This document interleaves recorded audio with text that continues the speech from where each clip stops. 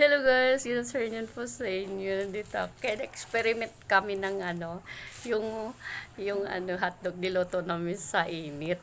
Kung titingnan namin kung talagang maluto ba talaga siya guys, nakita namin sa Facebook. Maniniwala ako pag naluto yun kasi try ko nang yan. Kasi ipakita ko sa inyo, try ko nga, 'di ba? Experiment lang kami. Try ko lang. Nilagay ko ng hotdog kasi yung init kasi yan. Oh, diba? Bila namin sa init, di ba? Yan.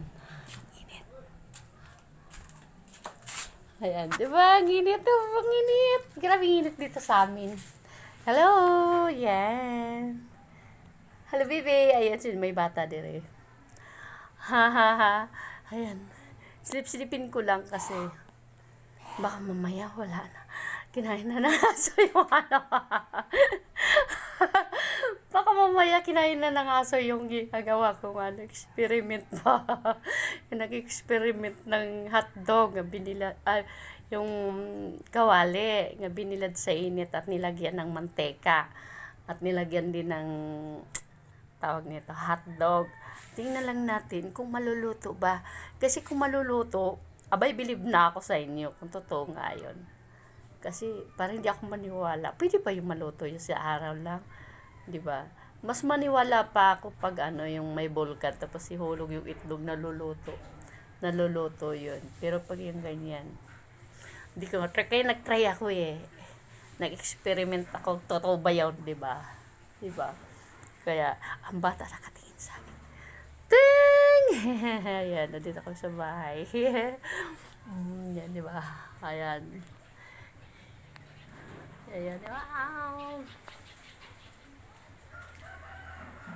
Diba, ang init. Ang init dito ba? Ang init talaga. Ang init. Sa totoo lang, ang init. Dito nga, na ako eh. Namumutla ko sa init. Sobrang init. Ayun, di ba? Si Bibi, nakatingin na bata sa akin. Kasi, ano ba nakain eh? Ba't tawa na tawa, di ba? Sabi ni bata. Experiment ko lang kasi nakikita ko kasi yan. Nahirap naman kasi magsinasalita ka. Di ba try ko para makikita kung totoo o hindi, di ba? Mas maganda yung pag i-try mo para malalaman mo totoo o hindi, di ba? Ayan. Mamaya, ano ko lang sa inyo.